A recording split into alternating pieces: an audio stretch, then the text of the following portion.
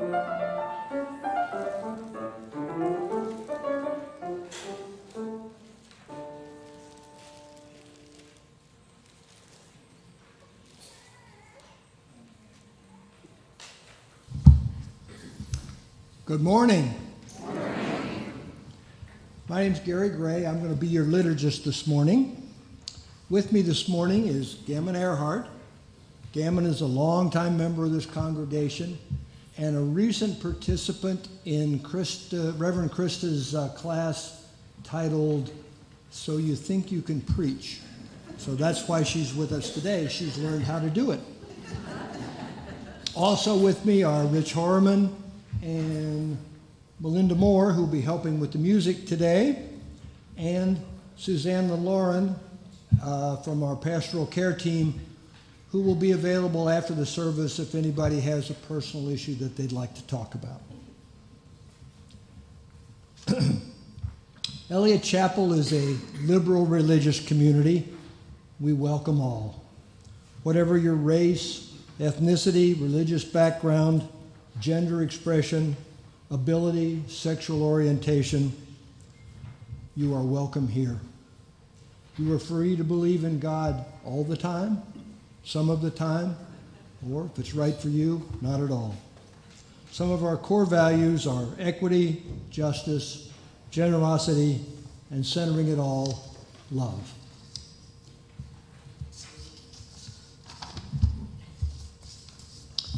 If you're visiting us here for the first time, a special welcome to you. You should have received a guest form on the way in. If you did, please fill it out. If you have children of school age, please fill out the back so we'll be able to welcome them to our religious education program. You can drop that form in the offertory basket when it goes by. If you didn't get one, the greeter will be happy to provide one after the service. If you're with us online today, we're glad you've chosen to be with us. A link to our guest form can be found on our website. It's in the upper right-hand corner of the website. If you're here with us, please join us for coffee and congregation after the service. You just come forward, exit to your right, follow the crowd around to the left into Adams Hall. Coffee is at the far end of the building, far end of that room. It's also the end of the building, but it's far end of that room. If you're new or newish, please take a blue cup and we'll be sure to welcome you. Or if you'd rather travel incognito, that's okay too. If you're joining us online, our Zoom coffee hour is at 1 o'clock today. If you send us an email at eliotchapel.org, welcome@eliotchapel.org. We'll send you a link to that Zoom coffee hour. Again, welcome to Eliot Chapel. It's a joy to be together. As Unitarian Universalists, we light a chalice to symbolize that we're entering sacred space.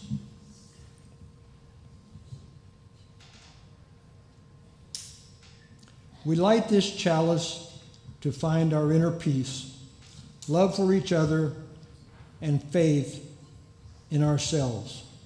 Also to be welcoming to whomever we meet, and kind to all living creatures. So gather around this light as we share this time together.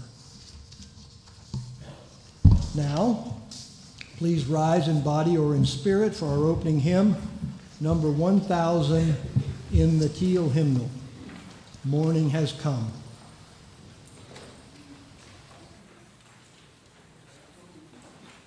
Thank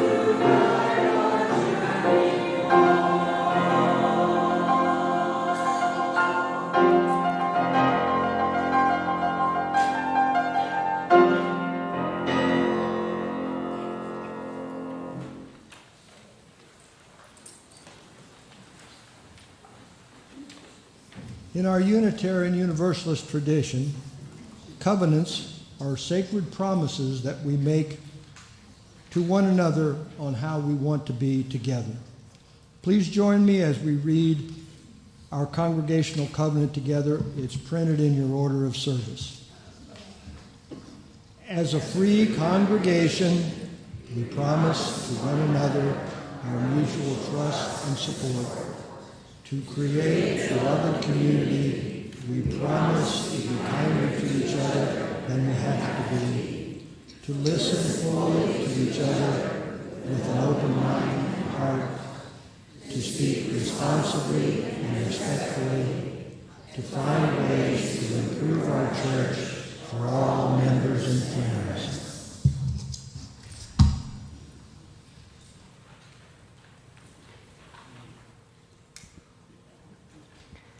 It's time now for our story for all ages. I invite any children or children at heart to please come forward and join me so you can see the pictures.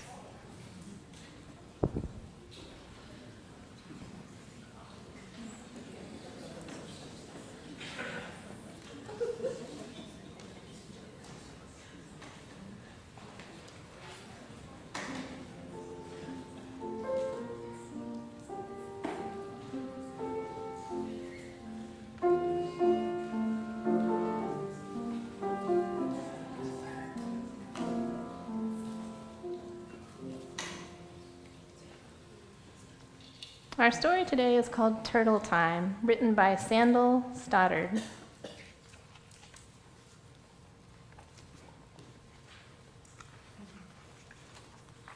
Turtle time, a little song, a little rhyme. It always comes into my head whenever I get in my bed and cover up and close my eyes. Here are the hows and wheres and whys. One day I saw a turtle egg down in the grass with one small leg just poking through, and then I found the shell was cracking all around. It looked just like a ping pong ball, except it wasn't one at all. Then out came Turtle, carefully. I looked at him, he looked at me, and we were happy, so I said, I think that I will name you Fred. And I will bring you home with me so you can keep me company. And you're so fresh and neat and new, I'll make a little house for you and find out what you like to eat and bring you ice cream for a treat. And presents and a birthday cake for being born, and I will make a tiny bed for you to lie in. A raincoat for you to stay dry in if we both go out to play sometime on a rainy day. And get you turtle toys, a hat and shoes and blankets and all that. And you will need a little car to drive in, but not very far. And for the winter time, a sled. I'll keep you underneath my bed from now on. That is what I said to Fred. And then I picked him up and heard a little song without a word. Turtle time, turtle time. And Fred was round and brown and still. His back was like a little hill. And he could lie down under it because his arms and legs all fit. His head went in its tiny door. I couldn't see him anymore. I brought my turtle home and said, time to come out now. Come on, Fred. But all that day he would not play. I thought that he had gone away. Until at last I heard him say, turtle time, turtle time. And here is what Fred told to me. I may be small, but I am free. Turtle time is very slow. It waits until it wants to go. It has no clocks or rules or maps. It stops a lot for turtle naps. Turtle's space is very small. It has no furniture at all. No bed, no chairs, no lamp, no shelf. A turtle lives inside himself. And so I learned, and now I see, that Fred is different from me. A turtle takes a breath of air, to taste what's happening out there. But pick him up and you will find that you're too late. You're way behind. Turtle time. A turtle always knows inside when to come out, when to hide. And he knows all he needs to know of when to stop and when to go, and what to eat and how to play, and what to do on a rainy day. And turtle eyes are very wise. Turtle thoughts are old and deep. Turtles like to sleep and sleep. Turtles' dreams are theirs to keep. So now my story is at an end, and one small turtle is my friend. I don't know what the reason is, but Fred is mine, and I am his. And when I hold him in my hand, we close our eyes and understand our little song, our little rhyme. And when I need a nap, I climb into my bed for turtle time. Turtle time. What do you think that story is trying to tell us? Yes? If you're small, that doesn't matter at all. All right, if you're small, that doesn't matter at all. Very good. Because I'm almost the smallest in my class. Okay, Yeah. and that's just fine, right? Yeah. Yeah, not a problem. What else did anybody else hear? Slow down. You have to slow down sometimes, right? It's important to be still. I find that I usually fail tests because I get through breakfast and don't check my work. So sometimes if you go too fast, you might not do as well as if you slow down and check what you're doing. Good example. Animals have different schedules than humans because they're wild and they're living on the food. Yeah, so animals are not the same as us. They're wild and living and free, and they have their own schedules. Absolutely. All right. Well, thank you all for listening. What I take from that story is that turtles are super cool. I love them. And also that they can teach us important lessons, like slowing down, being still, and being yourself. I also like turtles. I have a stuffy that looks like a real one from when I was a baby because my mom and dad took me to Kansas City. Uh-huh. And that's what I'm doing for my vacation this year. Nice. Well, I hope you see a turtle in Kansas City. All right. And the first thing I'm planning to do the first thing I want to do is go to the aquarium. Well, I might have turtles at the aquarium. Keep an eye out. All right, if everybody would please join me in singing our children off to their activities. From you I sing, to you I give, together we share this sweet day. From you I sing, to you I give, together we share this sweet day.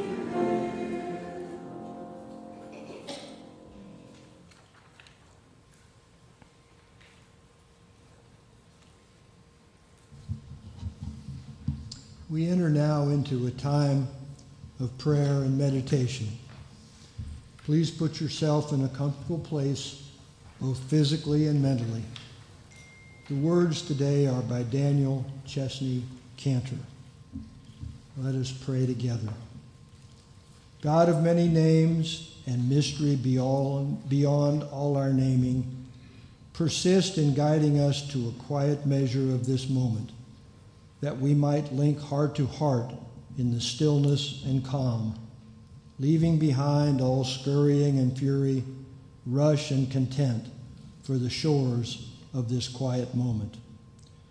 We who gather together today, coming from many corners of the land, join in breath over breath, so that we might hold the suffering and care for the mourning and celebrate with the joyful.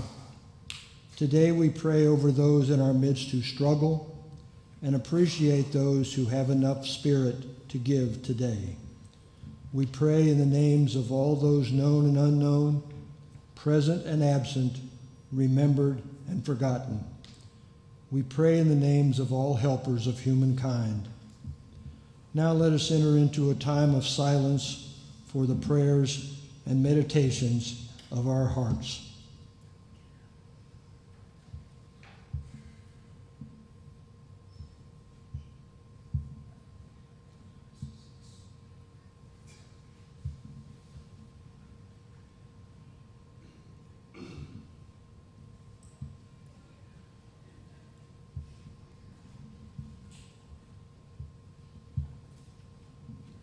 You may now speak the names of those we would hold in our care.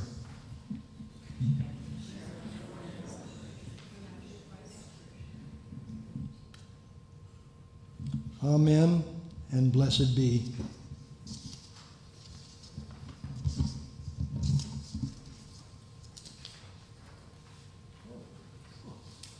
Still me.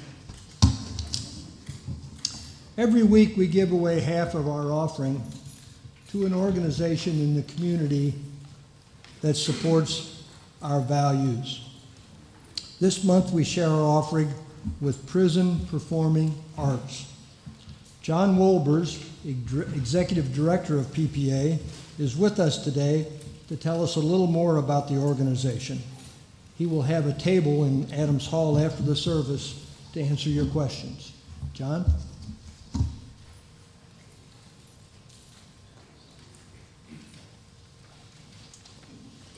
Thank you all so much. Like I said, my name is John Wolbers. I'm the Executive Director of Prison Performing Arts, and we are currently celebrating our 25th anniversary. Thank you. At Prison Performing Arts, or PPA, we involve incarcerated youth and adults in the performing arts to inspire intellectual curiosity and personal development. We use multidisciplinary arts forms, whether that's theater, dance, music, visual art, spoken word, creative writing, basically anything that we can do to help folks express themselves, connect with each other in environments where they are literally forbidden from connecting with other humans. One of the things that our participants find most fulfilling about the work that we do is that we do see them as people, not a number or a crime or a past self, but who they are today. So a member here had known our founder, Agnes Wilcox, who did start Prison Performing Arts 25 years ago, starting in one prison, taking a show just to share with inmates at Missouri Eastern Correctional Center. 25 years later, now we are not only performing fully staged theatrical productions within prison walls at 3 adult state prisons in the state, we are also at 3 juvenile detention centers, we're at a transition center, and we're at a Department of Probation and Parole, as well as a very thriving alumni theater company of folks who have re-entered. Some of our re-entering citizens have even now been nominated for St. Louis Theater Circle Awards, the highest award that any professional theater artist can get in the city. So we're very proud of the work that we do. In a given year, we usually serve roughly about 415 direct participants, and that doesn't count the roughly 2,000 audience members that we have that are incarcerated that come to see the shows, as well as public people as well. So that's kind of how many people we do, but that doesn't really tell you a lot about the impact of what we do. The most notable thing is the reduction of recidivism, people's likelihood to be incarcerated again. In our country, the rate is about 83%. If you have been incarcerated once, within a decade you will be incarcerated again. Extremely high. For those who have participated in just one PPA program, that goes down to 25%. For adults who continue on with our alumni theater company, it's only 3%. And thank you.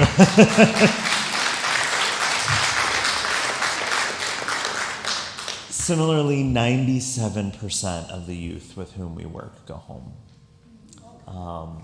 So it's a testament to the work we do, a testament to the healing power of the arts, and a testament to how powerful it is just to be with someone, to see them as who they are, can change lives.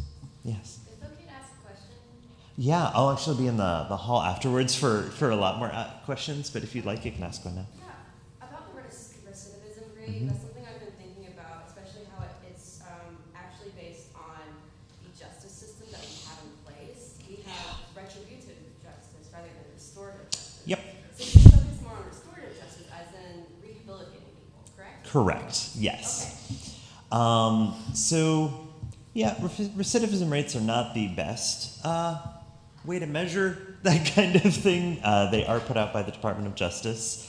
It is one way to measure, and we frequently get asked, like, oh, like how can you tell you're impacting people?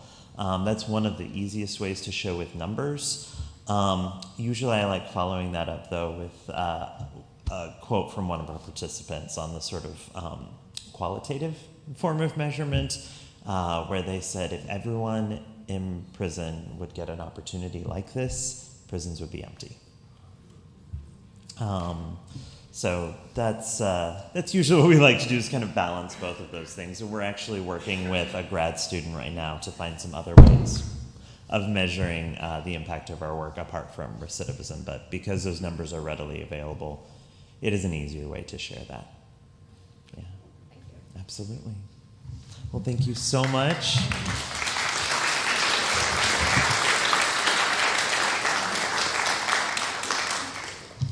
Thank you, John. Now it's time for us to be a generous congregation. I think here they come.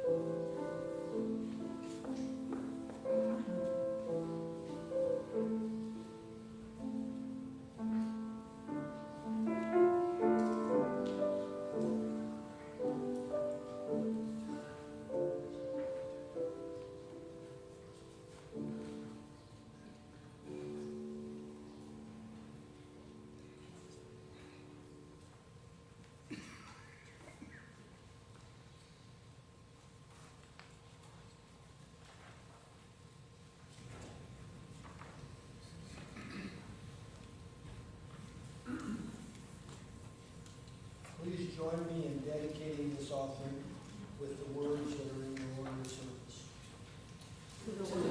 of service.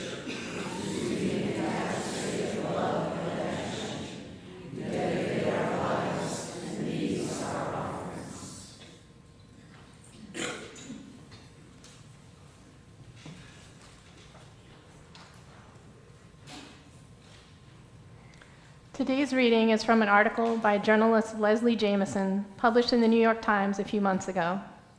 The article is titled, "The Mind-Boggling Simplicity of Learning to Say No."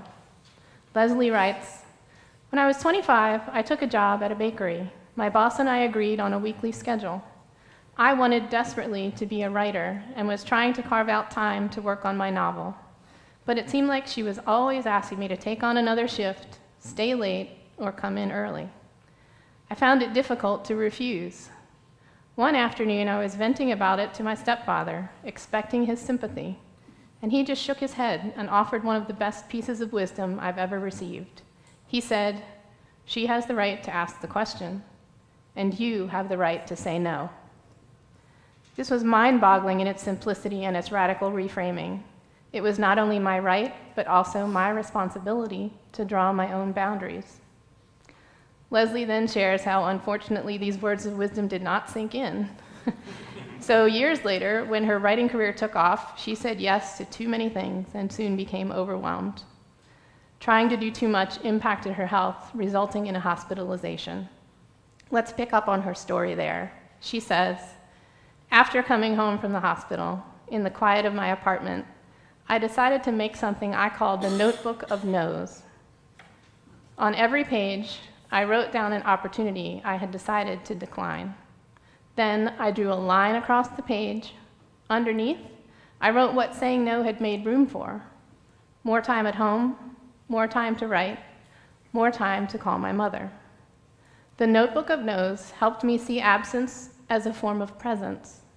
Instead of lamenting what I wasn't doing, I could acknowledge that every refusal was making it more possible to do something else."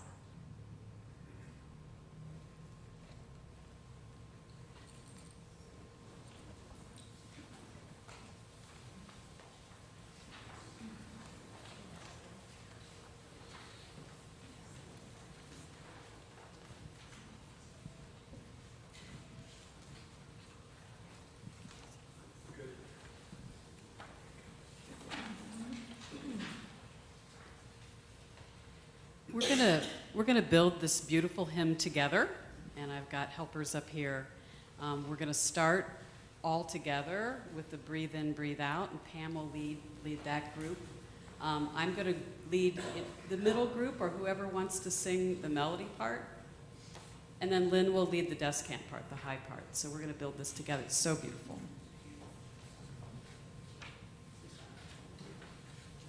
When I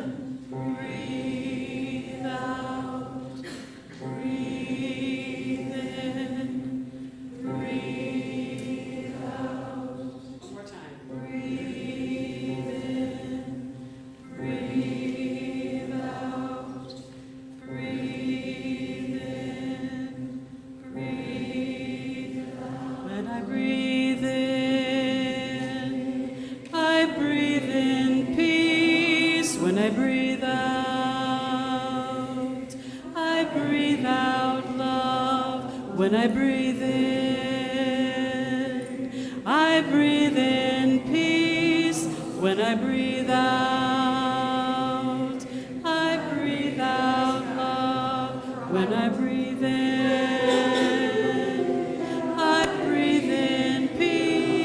when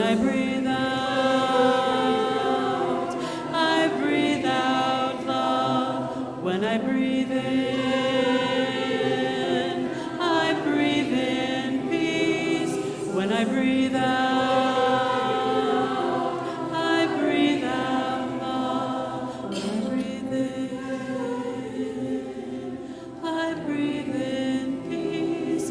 When I breathe out, I breathe out love. Breathe in, breathe out, breathe in.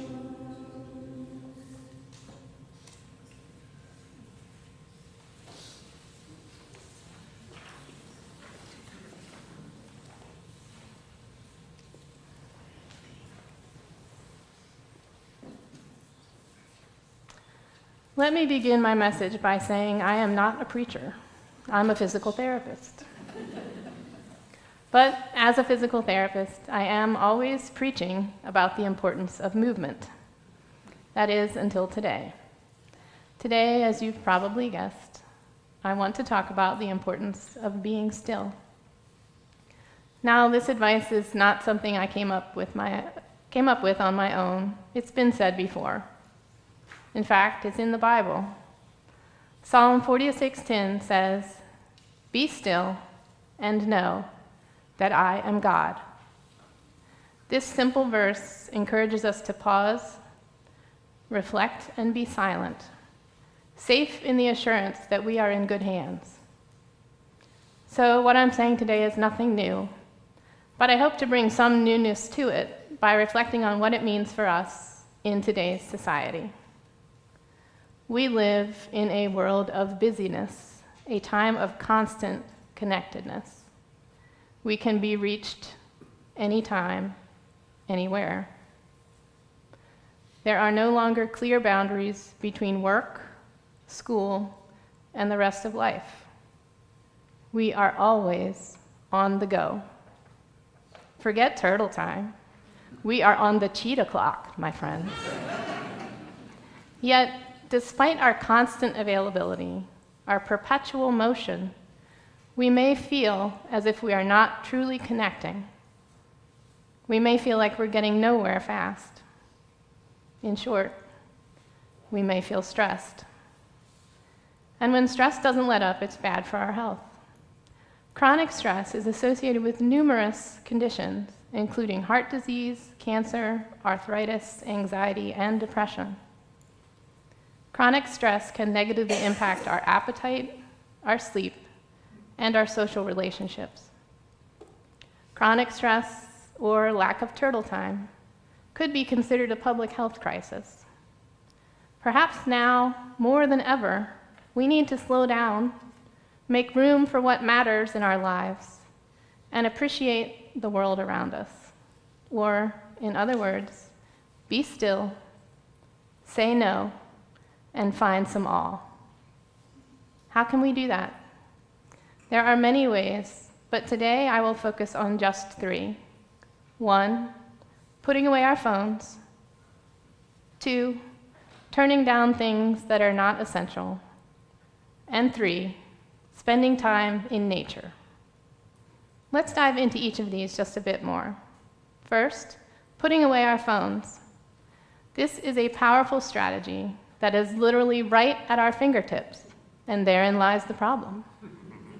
A survey of 15,000 adults in the United States showed that about 40% of us check our phones at least a few times every hour. All that checking really adds up.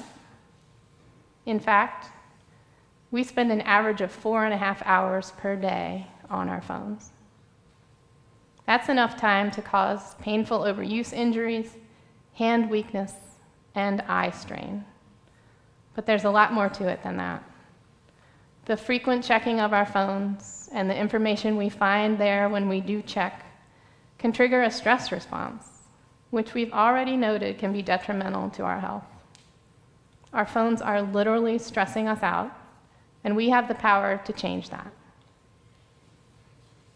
If you're not yet convinced to put away your phone, let's go beyond stress to address the problem of distraction. We get so focused on our screens that we tune out the world around us, and that's dangerous. By show of hands, how many of you have ever walked into something or someone because you were distracted by your phone? You're not alone. Surveys show that more than half of the general population has been bumped into by someone who was distracted by their phone. These collisions, as well as trips and falls associated with being distracted on our phones, can lead to injuries that are sometimes serious. But the biggest danger of being distracted may not be physical, it may be emotional.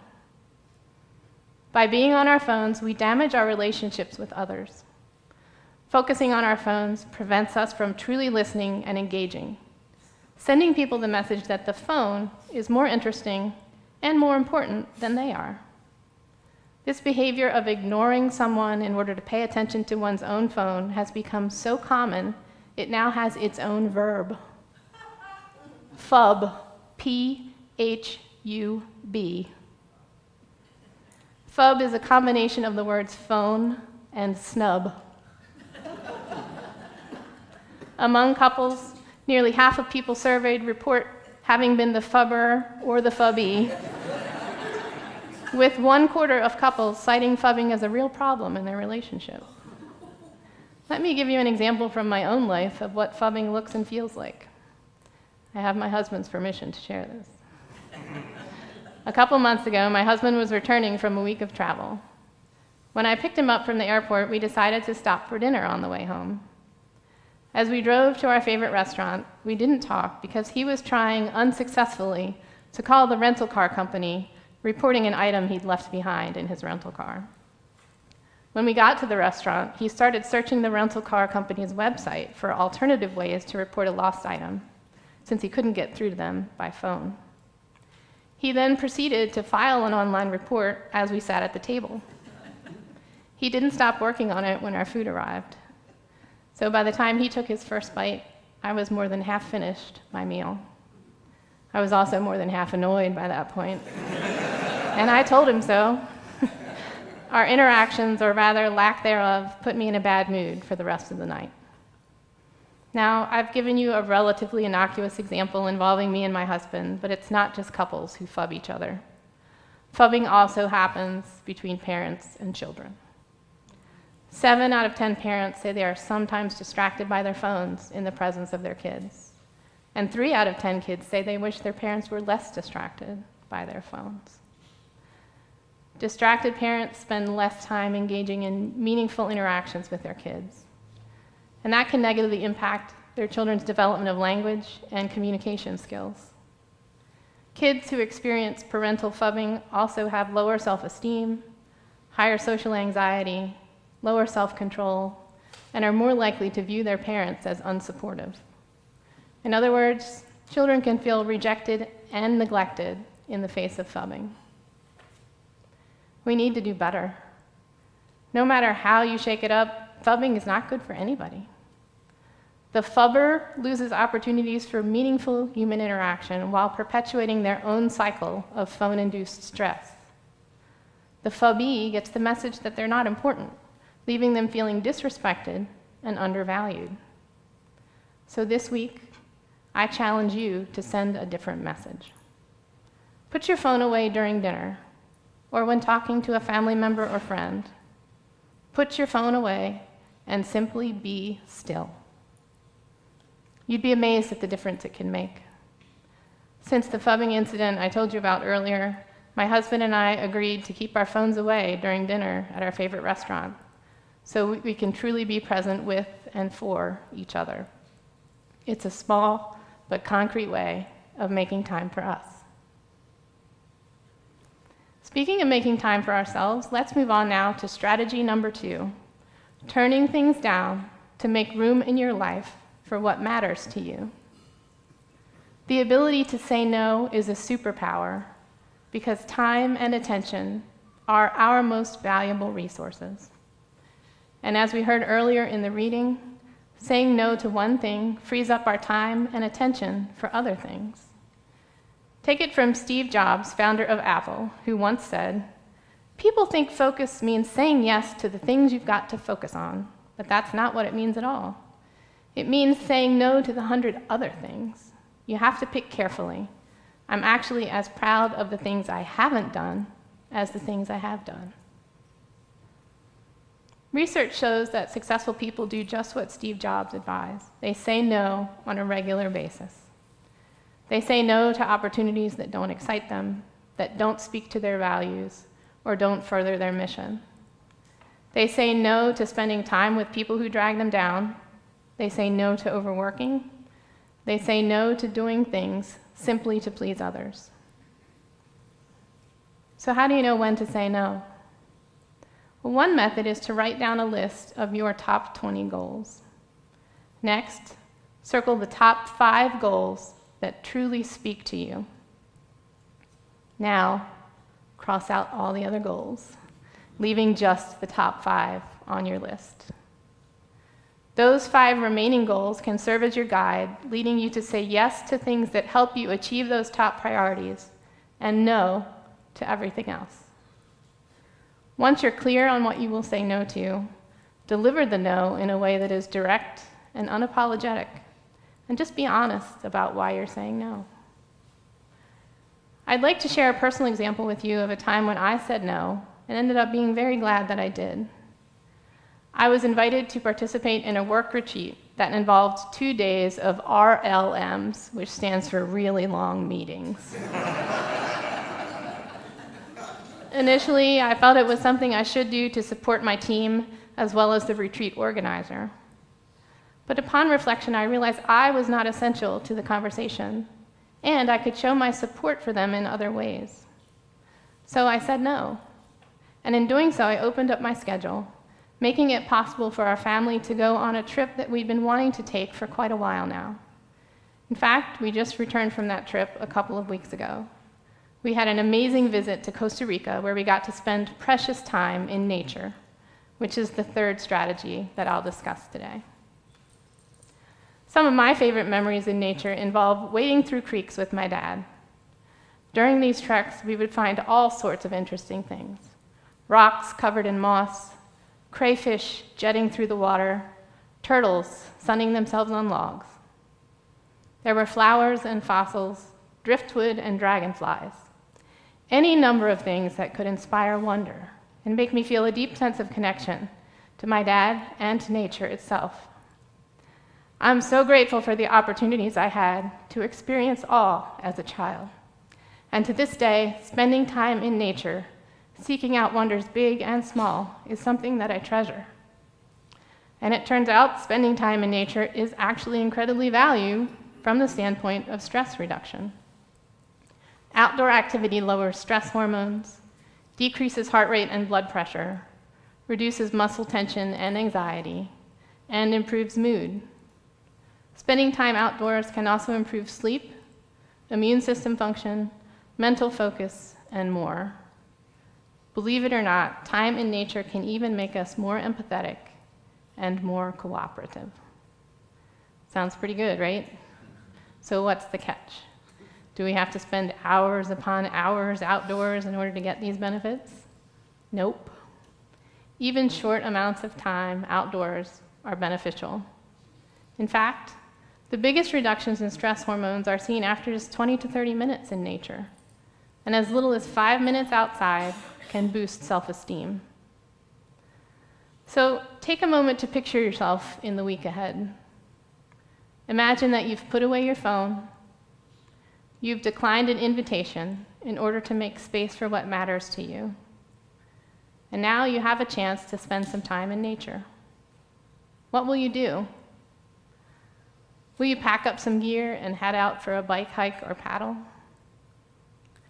Or will you simply sit by a tree? Whatever you do, enjoy it. Pause to feel the sun on your face. Hear the wind in the trees. Listen to the birds. Soak in the color of the sky or the scent of a flower. Slow down to notice with intention the sights, the sounds, the smells, and all the other sensations that come to your awareness. Find awe in the things that bring you wonder or give you goosebumps. Awe in the things that leave you feeling amazed or inspired. Awe in the things that bring you closer to God. Speaking of things that are awesome, I have some awesome news for you, which is that we've reached the end of my message.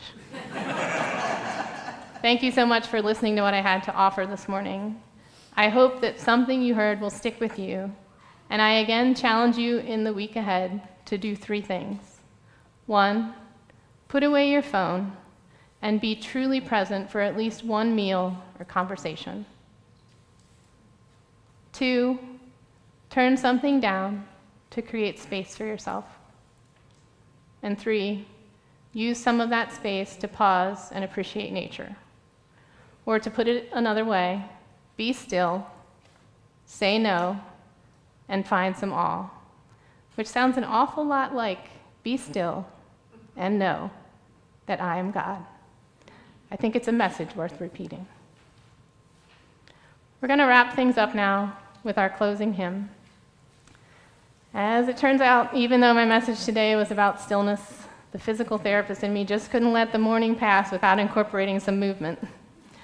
I invite you to follow along as we gesture and sing. You might have to listen to the first verse, but after you've heard that, you should be able to pick it up because it's repetitive. And as you participate in this, feel how it is possible to find stillness even while moving, as we sing Breathe In by Peter Mayer. And you'll find the words on a separate sheet of paper.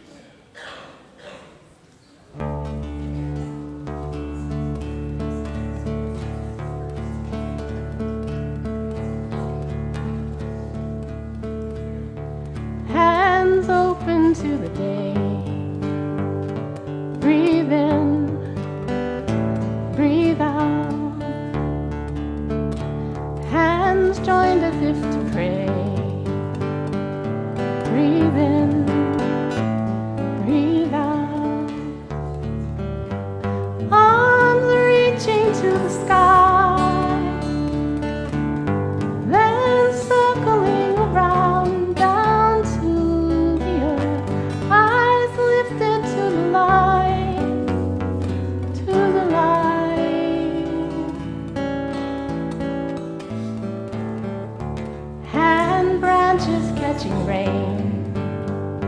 Breathe in, breathe out, then rising like a soft grain. Breathe in, breathe out, arms reaching to the sky, then circling around down to the earth, eyes lifted to the light, to the light.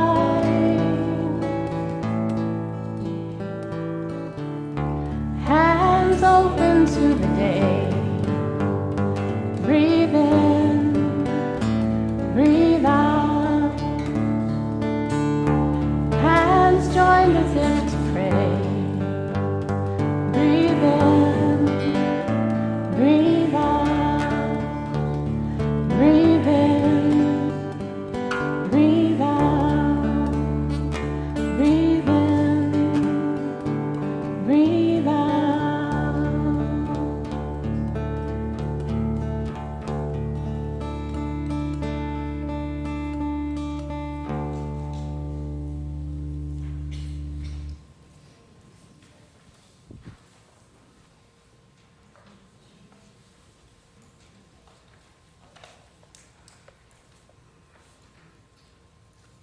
Please join me as we extinguish our chalice. Together, the words are in your order of service. We extinguish this flame, but not the truth.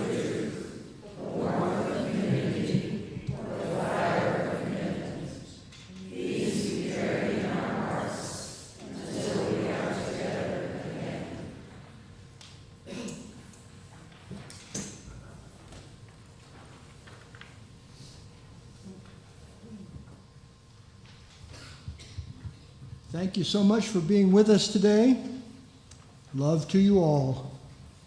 I hope to see you all again here next week. Have a great week.